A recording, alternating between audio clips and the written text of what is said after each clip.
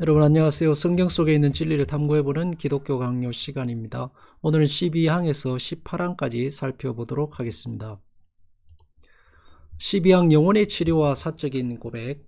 야고보서 5장 16절에서 야고보가 말한 뜻은 우리가 자기의 약점들을 서로 알린 후에 서로 충고하며 위로함으로써 서로 돕는다는 것이다. 또 한 가지 형식은 이웃을 위한 고백이다. 우리 과실로 인해서 그가 어떤 해를 받았을 때에 그의 노여움을 풀고 그와의 화해를 위해서 쓰는 형식이다 라고 해서 서로 죄를 고하며 병낫기를 구하라 하는 이 야고보서 5장 16절의 말씀의 목적은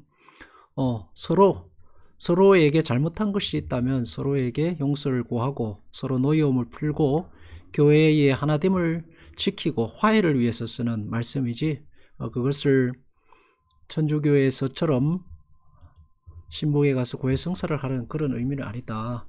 그 목적은 서로 화해하는 것이다 라는 것입니다. 내가 아무리 신부에게 가서 고해성사를 해도 당사자 되는 사람과 화해하지 않으면 의미가 없는 그런 것이 되는 것이죠. 12항 영혼의 치료와 사적인 고백. 또 필요하기 때문에 이런 고백을 하는 사람들에 대해서는 모든 죄를 고백하라고 강요하거나 술책으로 유도해서는 안 된다. 이 말씀을 가지고 모든 죄를 고백하거나 또 강요해서 사람들 앞에 죄를 인위적으로 고백하게 만드는 것은 바람직하지 않다 하는 것을 이야기하고 있는 것입니다. 그래서 죄의 고백이라는 것은 서로 간에도 마찬가지입니다. 서로 간에도 말하지 않아도 서로 화해하고 또 한번 만나서 웃어주면 해결될 문제 같으면 굳이 내가 잘못한 것에 대해서 서로 낱낱이 이야기할 필요가 없는 것입니다. 왜냐하면 당사자는 이야기하지 않아도 서로가 무엇이 잘못됐고 또 서로가 어떻게 해야 이 문제를 해결할 수 있고 하는 문제를 잘 알고 있기 때문입니다. 그래서 서로 죄를 고백하고 용서하고 화해하는 문제도 지혜가 필요하겠다 하는 것입니다. 그래서 성령께서 주시는 지혜로 화해를 이루어 가야 한다. 13항은 원망을 제거하기 위한 사적인 고백입니다.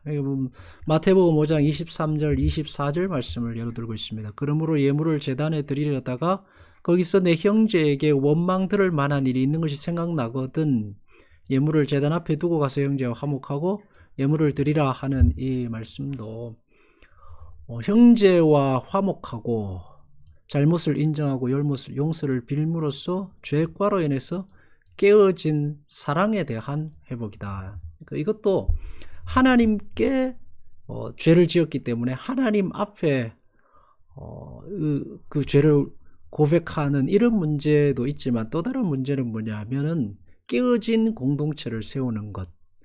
우리의 죄와 우리의 그 잘못으로 인해서 형제들이 실족하고 형제들의 신앙이 그 미끄러지고 하는 문제들을 중요하게 다루신 예수님의 말씀이다라고 하는 것입니다. 그래서 우리가 서로 용서를 빌므로써 원망을 제거하고 하나의 공동체를 이루고 주님 앞에 하나의 자녀로서 서기 위해서 그렇게 하라.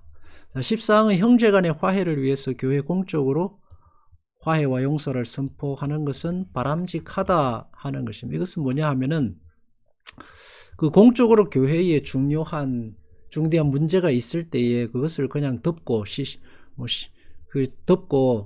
그냥 넘어가는 것이 아니라 이것이 교회의 공적인 문제로서 중직자라든지 아니면 교회 단체라든지 굉장히 중요한 문제가 대두될 때에는 그것을 서로 기꺼운 마음으로 죄를 고백할 기회를 열어줘야 되고 또 그렇게 죄를 고백하고 한 후에는 교회 공동체 지도자가 나와서 거기에 대해서 하나님의 용서를 하나님의 자비를 그들에게 선포하고 화해의 명령을 선포함으로 인해서 그 공동체를 하나로 엮어내는 그런 건 필요하다라고 하는 것입니다.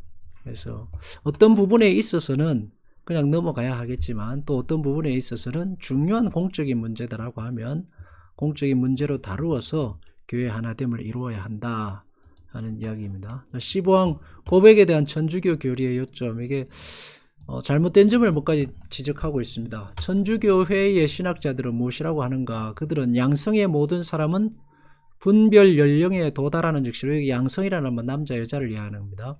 즉시로 자기의 모든 죄를 적어도 1년에 한 번은 자기의 사제에게 고백해야 하며 그들에게 죄를 고백하겠다는 굳은 의도가 없으면 죄는 용서되지 않는다고 말한다.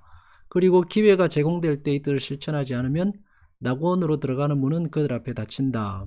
그래서 1년에 한 번 자기 죄를 고해성사하지 않으면은 죄가 용서되지 않고 또 그것을 실천하지 않으면 천국에 들어가는 문이 닫힌다라고 이제 그런 교리를 가지고 있습니다. 근데 이것은 너무 비성경적인 것이다 라는 것을 말하고 있습니다. 성경에는 그 죄의 고백조차도 하나님의 은혜이고 우리가 이미 죄를 고백하기 이전에 하나님은 우리를 용서하시기로 작정하셨기 때문에 우리의 죄의 고백이 나오는 것이고, 그 죄의 고백 이전에 하나님의 용서가 먼저 있는 것이죠. 그래서 예수님께서 그 창기의 문제에 대해서도 예수님이 다시는 나가서 죄를 짓지 말라 하시고 그에게 용서를 베푸시는데, 그 창기가 자기 죄를 낱낱이 예수님께 고백하지 않았습니다. 그럼에도 불구하고 용서하셨고, 38년 된 병자도 그냥 치유해 주셨고, 제자들을 부르실 때에도 그들에게 너희의 죄를 낱낱이 고해라 그런 말이 없었습니다. 그들을 부르시고 그들을 제자로 삼으시는 거죠. 살아가면서 죄들이 생각이 날 것이고 깨달아질 것이고, 또 자신의 모자라는 부분들이 느껴지면 하나님 앞에 회개하고 돌아오고 성숙해지는 그런 기회로 삼는 것이지, 이 1년에 한 번씩 죄를 고해하지 않았다고 해서 천국문이 닫힌다 하면 이건 하나님의 자비와 긍휼을 너무 과소평가한 것이다. 16항 모든 죄를 열거하는 것은 불가능하다. 죄는 모두 말해야 하는가? 사람은 자기가 지은 죄를 다 할 수 없습니다. 그리고 나는 죄가 아니라고 생각하는 것도 다른 사람에게 있어서는 굉장히 큰 상처가 되고 큰 아픔이 되고 그것이 큰 영향을 미칠 수가 있습니다. 그런 점에서 그 누구도 자기 죄를 완전히 고백할 수는 없다라고 하는 것입니다. 자기 허물을 능히 깨달을 자 누구리요, 나를 숨은 허물에서 벗어나게 하소서라고 다윗이 시편에 기도했는데, 내 죄악이 머리에 넘치서 무거운 짐 같으니 감당할 수 없나이다. 그러니까 아무도 자기 죄의 구렁이 얼마나 깊은가를 다 알 수는 없다는 얘기입니다. 누구도 자기가 지은 죄의 전부를 알 수 없고 전부를 고백할 수도 없습니다. 그것은 불가능하다라는 것을 말하고 있습니다. 그래서 완전하게 고백한다는 것은 어불성설이죠. 17항 완전한 고백을 요구하는 것은 무한한 고통을 준다. 여기서 이 완전한 고백에 대한 요구는 무한한 고통이다 하는 무슨 문제냐면 끝이 없다는 얘기입니다. 1년 동안에 한 모든 행동을 어떻게 계산할 수 있으며 매일 지은 죄를 어떻게 모을 수 있겠는가? 무의식적으로 우리도 모르는 사이에 우리 안에서 일어나고 있는 이 하나님의 마음을 아프게 하고 사람 마음을 아프게 한 이 많은 죄들을 어떻게 다 끌어모을 수 있냐 이 말이죠. 그리고 양심이 이 무뎌진 사람들은 죄인조차도 모르고 지나가는 것들이 너무나 많습니다.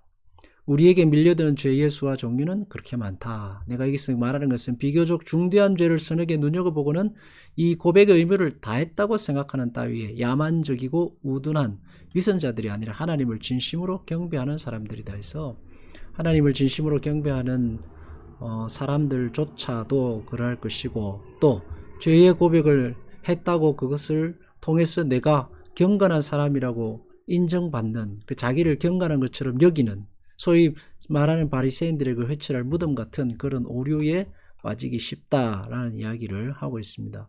그래서 완전한 죄의 고백은 불가능합니다. 그래서 예수님께서도 죄를 먼저 용서하신 거죠. 완전한 고백을 요구하는 데서는 악영양했습니다.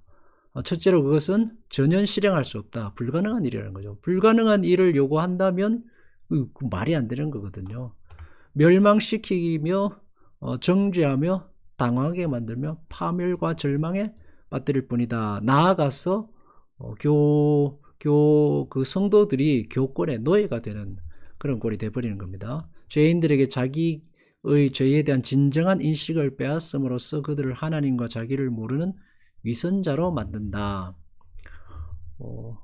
죄가 정말 죄가 뭐냐?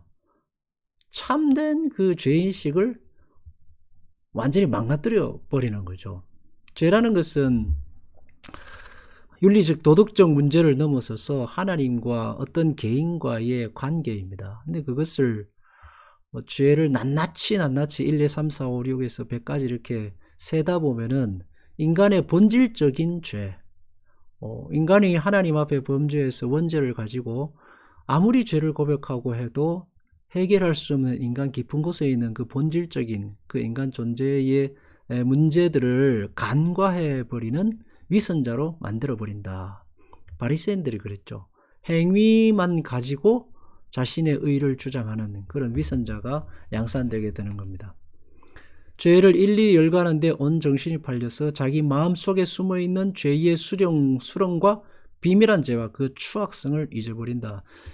정작 중요한 것은 죄를 몇 개 지었느냐, 어떤 죄를 지었냐가 아니고 그것이 얼마나 악하고 그것이 얼마나 참 예수 그리스도를 십자가에 다시 못 박는 심각한 문제인가에 대한 죄의 심각성은 잊어버리게 된다 하는 경고인 겁니다.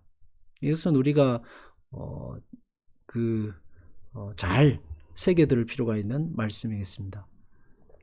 18항 완전한 고백을 요구하는 데서 오는 악영향, 그리스도로부터 죄의 용서를 받았다는 말씀을 읽을 때 거기에 어떤 고해 신부의 귀에 대고 고백했다는 말씀은 없다.